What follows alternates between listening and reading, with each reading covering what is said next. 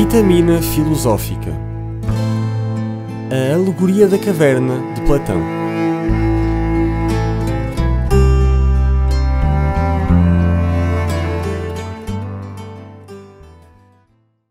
Olá, sejam bem-vindos a mais um episódio do Vitamina Filosófica. Hoje vamos falar sobre a alegoria da caverna. É possivelmente uma das alegorias mais famosas de toda a história. Possivelmente qualquer um de vocês já ouviu falar, mas não deixa de ser um contributo fantástico para a filosofia e para todo o pensamento, porque nos coloca imensas questões a partir da imagem que Platão nos mostra através desta alegoria.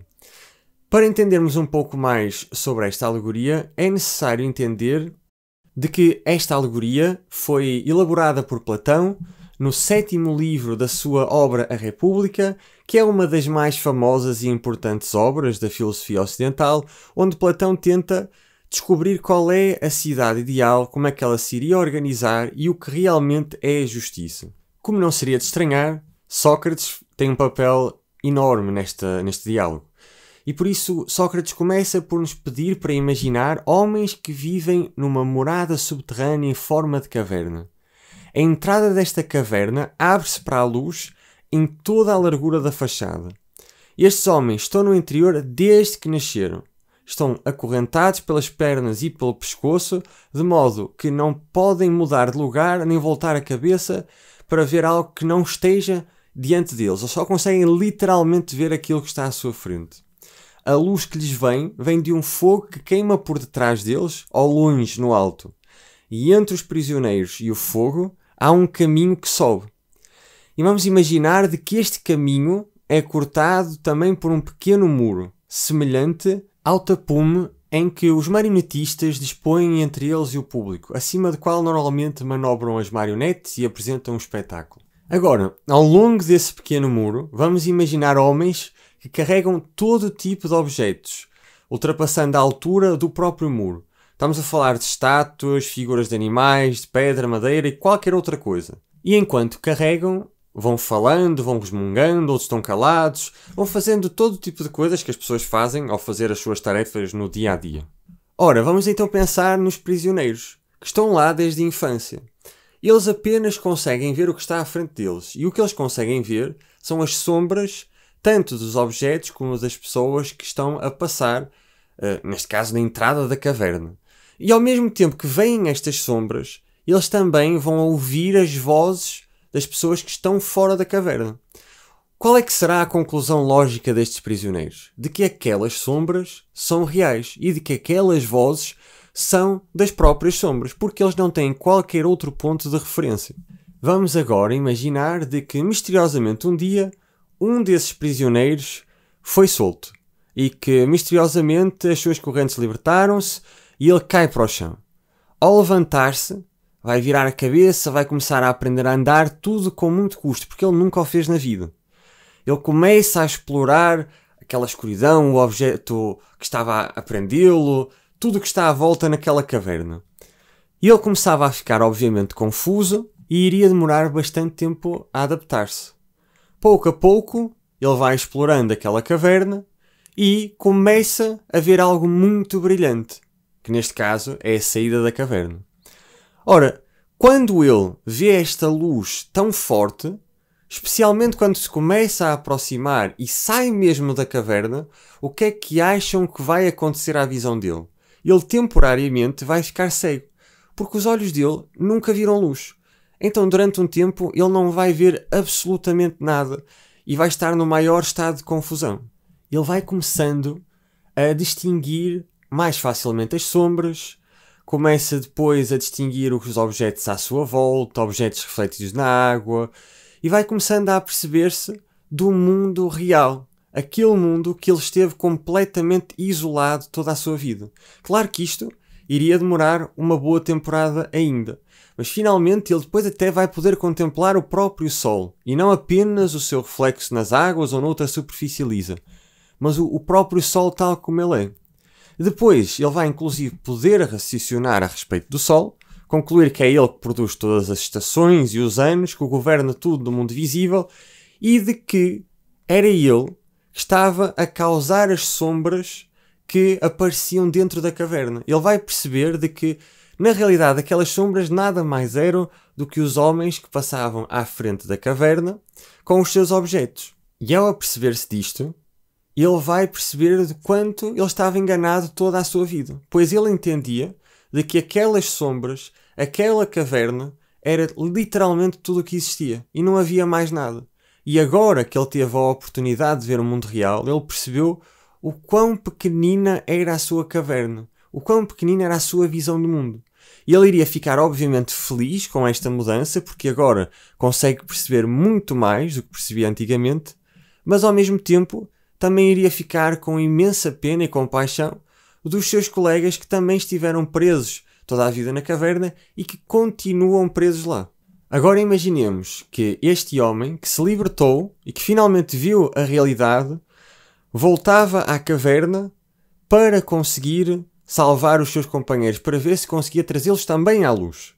Ora, a primeira coisa que lhe aconteceria não seria de que quando ele entrasse na caverna não ficasse agora, em vez de ser ofuscado pela luz, ofuscado pelas trevas que estão lá dentro, e depois de acostumar-se às trevas, pelo menos um pouco mais às trevas, porque também iria precisar de mais tempo para se conseguir acostumar, pelo menos próximo do nível a que estava antes de se libertar. Imaginemos que ele vai ter com os seus companheiros e diz-lhes de que, pessoal, estas sombras não são reais, tudo aquilo que vocês estão a ver é falso, existe um mundo muito mais real lá fora que vocês nunca viram. O que é que vocês acham que os prisioneiros iriam dizer? Como é que eles iriam reagir? Muito possivelmente iriam achar que ele estava completamente maluco, iriam gozar, iriam rir-se dele, iriam fazer a maior chacota possível, porque como é que isso sequer seria uma possibilidade? Eles estavam ali, eles sempre viram aquelas sombras, não existia mais nada do que aquelas sombras. Como é que aquelas sombras poderiam ser apenas um pálido reflexo de uma realidade maior? Não poderia ser. Imaginemos que na irritação e na frustração ele chegava à beira deles e retirava-lhes as correntes e obrigava-os a tentar tirá-los da caverna. O que acham que eles iriam fazer? De acordo com Sócrates, ele diz-nos que os prisioneiros iriam também ficar enfurecidos e iriam tentar impedir que isto acontecesse e até iriam matar a pessoa que tinha vindo lá salvá-los. Iriam achar que ele era louco e iriam tentar afastar-se dele o máximo possível. Sócrates finaliza dizendo de que nós devemos tentar assimilar o mundo que temos à nossa volta, que conseguimos perceber pelos 5 sentidos, como a caverna onde estes prisioneiros tiveram a sua vida toda. E de que existe uma realidade bem maior do que esta realidade que nós conseguimos apreender, a que eu poderia chamar o mundo das ideias absolutas platónicas. Estas ideias de bem, de verdade, de beleza, de amor, de que nós falamos nos últimos diálogos que fomos analisando, essas ideias têm uma realidade muito maior e até se poderia dizer mais tangíveis do que a realidade física que nós agora conseguimos aprender. Uma das razões para isto é de que a nossa realidade é sempre passageira, está sempre a mudar em todos os aspectos. As pessoas nascem, morrem, as circunstâncias de vida também estão continuamente a mudar de uma para a outra, as coisas correm bem, depois correm mal, e a realidade é que as ideias absolutas, como as ideias de bem, como nós falamos, a ideia de justiça, a ideia de verdade, permanecem sempre na consciência humana.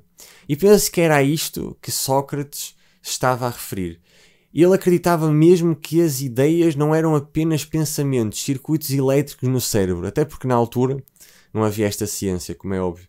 E ele acreditava genuinamente de que as ideias eram algo tangível, mais físico do que o físico, se assim que podemos chamar, para tentar percebermos um pouco mais esta ideia. Além de que as ideias têm um controle sobre o ser humano muito maior do que nós normalmente admitimos. Nós nunca podemos escolher os nossos desejos. Nós podemos escolher agir sobre eles ou não agir, mas nós não podemos escolher aquilo que desejamos. Parece na realidade de que são esses desejos, essas ideias que nos escolhem a nós. que nos escolhem como seus habitats e querem que nós as possamos pegar e transformá-las em alguma coisa nesta realidade física. E isso é um fenómeno muito interessante que traz alguma credibilidade a estas ideias de Platão e de Sócrates. Porque a realidade é que a caverna que falamos aqui é quase como um símbolo da condição humana. Esta caverna é como uma metáfora que descreve a situação que todos nós vivemos, na ignorância e na limitação do nosso conhecimento. Estes prisioneiros representam-nos.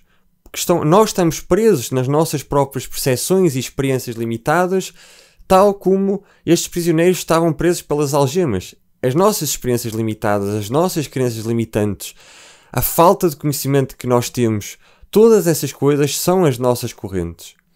E o facto de eles estarem desde a infância é incrível, porque é uma ideia fantástica, porque faz-nos mesmo perceber que nós somos assim, porque nós nascemos neste corpo, nós nascemos com os 5 sentidos e nunca tivemos experiências além destes 5 sentidos. Por isso nós só podemos descrever conforme aquilo que nós experienciamos. Exatamente como os prisioneiros, que estavam presos e que apenas conseguiam olhar para a frente. E a única coisa que viam eram o quê? As sombras. E como só conheciam sombras, achavam que as sombras eram reais. Ora, nesta metáfora nós podemos levar isto para a nossa realidade. Quem é que nos diz de que não existe algo além destes 5 sentidos? E de que aquilo que conseguimos perceber com estes 5 sentidos não são apenas sombras também de algo com uma realidade mais transcendente do que aquilo que conseguimos percepcionar. Nós inclusive sabemos hoje em dia de que através de estudos científicos, que nós vemos apenas uma pequena fração do espectro eletromagnético.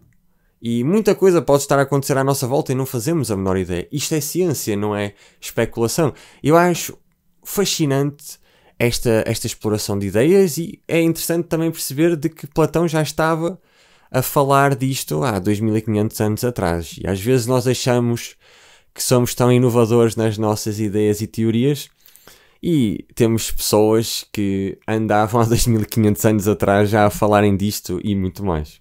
Para elaborar um pouco mais até esta ideia da alegoria da caverna, até poderemos dizer que é uma interpretação moderna da alegoria. Hoje em dia até temos os óculos de realidade virtual, onde nós pomos e cada vez mais aquilo parece super real. Eu não sei quanto a vocês, mas eu quando experimentei aquilo pela primeira vez, eu literalmente senti que estava noutro sítio. Eu não conseguia ver nada da minha realidade e tive cerca de 10 minutos e quando saí foi uma sensação muito estranha, porque parecia que algo não estava a fazer sentido, que o corpo que eu estava a ver não fazia muito nexo, havia já ali uma desconexão entre a minha mente e a realidade. Agora vamos imaginar o seguinte, ok?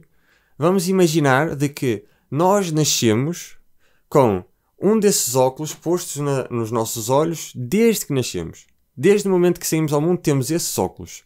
E tudo aquilo que nós vemos é a realidade virtual que nos é apresentada nesse software, no programa que nos estão a apresentar. Ora, o que é que nós vamos achar no dia em que nos vão tirar aquele headset? O que é que nós achamos que vai acontecer? Nós achamos que vai ser a nossa morte, que vai ser o nosso fim. De que isso seria a pior coisa do mundo. Porque nos vão estar a tirar a realidade. Não existe mais nada para nós. Qual será o nosso espanto no momento em que tiramos esses óculos e vemos que existe uma realidade à nossa volta, que sempre existiu e que nós apenas estávamos a ver uma ilusão programada, eletronicamente, tecnologicamente.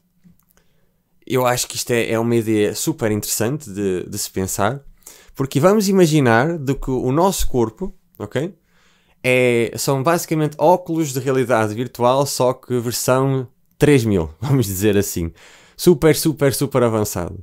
E nós já nascemos com estes óculos. Ora, o que é que acontecerá no momento em que nós morremos? Será que, ao tirarmos estes óculos, nós vamos ver também de que existe uma realidade muito maior?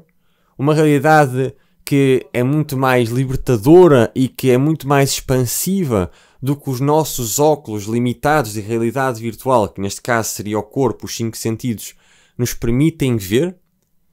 É uma ideia muito interessante para nós pensarmos, porque cada vez mais nós entendemos que a realidade não é tão física como nós pensamos ser. Nós entendemos que Tudo é muito mais vazio e ilusório do que nós imaginávamos ser há 50 anos atrás, há 100 anos atrás. Então, especialmente com o surgimento da física quântica, mudou tudo.